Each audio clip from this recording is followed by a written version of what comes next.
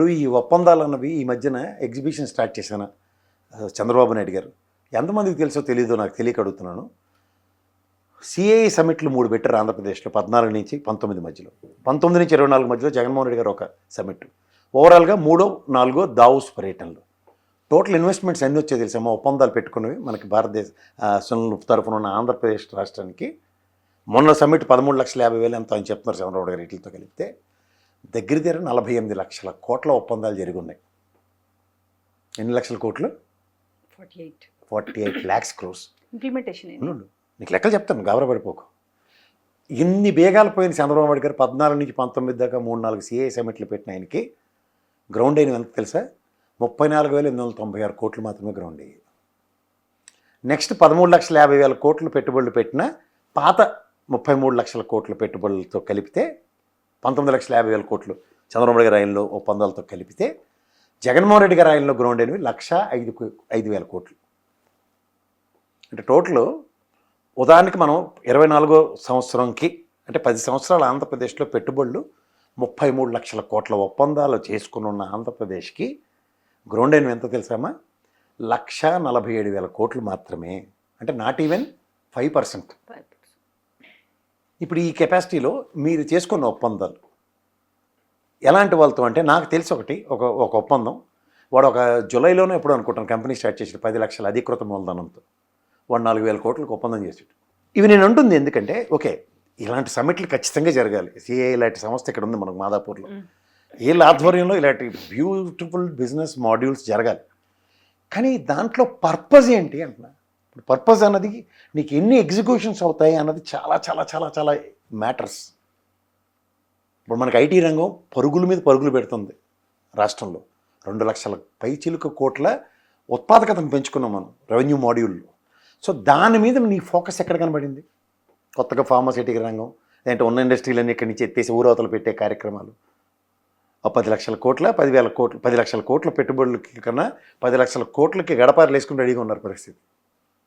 So ఈ ప్రాస్పెక్టివ్లో land shifting land bank కలిగిన తెలంగాణ వీటిల్లో నీ బ్యాంక్ కాన్సెప్ట్సే కనబడుతున్నాయి తప్ప ఓవరాల్గా ఇన్వెస్ట్మెంట్ మాడ్యూల్లో కొత్తతనాన్ని ఎక్కడ ఆపాదిస్తున్నావు? గ్లోబల్ సమ్మిట్ రియల్ ఎస్టేట్ లాగానే కనిపిస్తుంది. అంటే రియల్ ఎస్టేట్ అని నేను ఎందుకు అనవలసి నేను అంటాం కాదు, జనరల్ కనిపిస్తుంది. జనరల్ స్టేట్మెంట్ ఎందుకు వస్తుంది? ల్యాండ్ కేటాయించడం వాడు ఎప్పుడు పెడతాడో ఎప్పుడు వేస్తాడో ఎప్పుడు కడతాడో ఏమి ఇస్తాడో తెలియదు. ఇప్పుడు ఇదే సేఫర్ ఇన్స్టెంట్. ఇప్పుడు మనకి మన ఐటీ సెక్టర్కి ఒక ప్లేస్లో ఫైనాన్షియల్ డిస్ట్రిక్ట్ ఈ టెరిటరీ అనుకుందాం. ఫార్మాసిటీకి ఇక్కడ మన డిండిగల్ దాటిన తర్వాత అదొకటి అలొకేట్ చేసాం. నెక్స్ట్ ఇక్కడ హార్డ్వేర్ హబ్కి శంషాబాద్ వెనకాతలో నాకు తెలిసింది. సో ఇట్లాంటి దగ్గర నీకు దీనికి సంబంధించిన వాటిలో ఇంకొక ఫర్దర్, ఎందుకంటే ఈ ఐటీ సెక్టర్లో ఫైనాన్షియల్ డిస్ట్రిక్ట్లో ఇంకా చాలా ప్లేసెస్ ఉన్నాయి వేర్ యూ కెన్ ఎస్టాబ్లిష్. అలాగే సిటీలో ఫార్మ్ సిటీలో there are lot of place and full ప్లెడ్జ్డ్గా అయిపోలేదు కదా. సో అలాంటి దగ్గర నీ కమిట్మెంట్స్ లేకుండా కొత్తదనాన్ని ఎక్కడ ఆపాదిస్తావు? సో ఈ వైబుల్ గ్యాప్ని ఎట్లా ఫిల్ చేస్తున్నారన్న దగ్గర దానికి మీరు డాక్యుమెంటేషన్ ప్రాస్పెక్టివ్లో ఇది మా ఫ్యూచరిస్టిక్ ప్లాన్స్. ఇక్కడ మనం గత ఒప్పందాలతో అనుగుణంగా ఈ టర్మ్లో లేదా మా ఈ 2 years టర్మ్లో ఫార్మాసిటీకి సంబంధించిన ఇన్ని కంపెనీలు ఇక్కడ రాబోతున్నాయి కొత్తగా. సో ఇక్కడ ఫర్దర్ ల్యాండ్ లేని కారణంగా ఈ ఫార్మాసిటీకి సంబంధించిన ఒక ల్యాండ్ పూల్ చేసి ఇక్కడ మేము ఒక 5,000 ఎకరాలు 10,000 ఎకరాలు దీనికి ఇక్కడ కొత్త నగరంలో కేటాయిస్తున్నాం. అప్పుడు కన్విన్సింగ్ ఎలా ఉంటుంది? ఇక్కడ ఏమవుతుందో ఇప్పటికీ తెలియదు. దెన్ ఫార్మాసిటీలో మనకి ల్యాండ్ ఎందుకు లేదు, ఉంది కదా, నాకు ఇక్కడ ఎందుకు కాదు అంటాడా? ఎందుకంటే కన్వెన్షన్గా చుట్టుపక్కల ఉన్న టెరిటరీలో అక్కడ వచ్చి ప్రివిలేజెస్ ఎల్గా వస్తాయి కదా. కొత్త దగ్గర అవుతుందో అవదు, అయితే గీత అయితే ఇప్పుడు ఎవరు ఎందుకు? సో ఇట్లాంటి నీకు ఎక్కడైనా ఆ గ్లోబల్ సమిట్లో ఆ విధమైనది ఏమైనా కనబడిందా? అనర్గళమైన ఉపన్యాసాలు. ఇప్పుడు మనం ఎంట గెలిచి రచ్చగలవాలంటారు. ఇప్పుడు ఉదాహరణకి నీ సమిట్కి నీకు ఆచ్ఛేదన ఇచ్చిన ఓ తల్లి సమానరైన సోనియా గాంధీ గారి ఆశీర్వాదం ఊరికా అంటే వాడు ఏవి వేసి మనకి ఓ పురాణ కలక్షేపం ఉంటుంది కదా, అది ఎందుకు జరగలే? ఖర్గే గారు ఊరికైనా ఖాళీగానే తిరుగుతుంటారు కదా నాకు తెలిసి. అంటే అఫ్కోర్స్ డీకే శివకుమార్ కడుపు కొట్టి ఎలాగైనా చీఫ్ మినిస్టర్ అయిపోదాం ప్రయత్నం వేరే విధంగా ఉంది, ఆ పనిలో బిజీగా ఉన్నాడు. ఆయన ఎందుకు రాలేదు?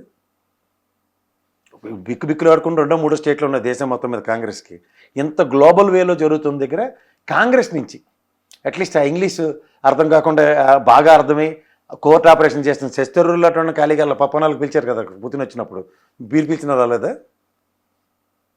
ఎవడో కూడా ఒక పెద్ద మనిషిగా వచ్చి నిలబడాలి కదా. డికే శివకుమార్ గారు మళ్ళీ దిక్కారు మనకి. సర్వం తానే ఏషియన్ కాంటినెంట్లో ఉన్న భారతదేశంలో ఉన్న సదరన్ స్టేట్స్కి ట్రబుల్ షూటర్ డీకే శివకుమార్ గారు వచ్చారు. నాకు ఆ రోజు జరిగింది నాకు 2 పరిణామాలు. ఏ శాఖో చెప్పుకోలేక కన్ఫ్యూజ్ అయిపోతున్న కోమటిరెడ్డి ఆ రోజు ఎన్టీవీలో ఒక బృహత్తర కార్యక్రమం రక్తి కట్టించాడు ఆయన. ధర్నాలు ఏడ్ చేశాడు, తెలంగాణ కోసం ఎంతంత త్యాగాలు చేశాడు ఆయన, ఎలాంటి ఉద్యమాలు చేశాడు. టీవీ నెలలో కూడా వేయించుకున్నాడు. అది నాకు చాలా అంతుచిక్కని వ్యాపారం కనబడింది.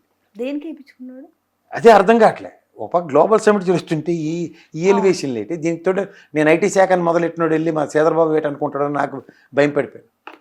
సార్ ఏంటి సార్ మీరు నోరు జారన్నారు ఏంటన్నారు, ఈ క్లారిఫికేషన్లో గ్లోబల్ సమిట్లో ఉంటుంది అనుకున్నాను. అక్కడికి వెళ్ళిన తర్వాత ఏవియేషన్ మినిస్టర్ వచ్చాడు అక్కడికి. జన అవతార్ సినిమా.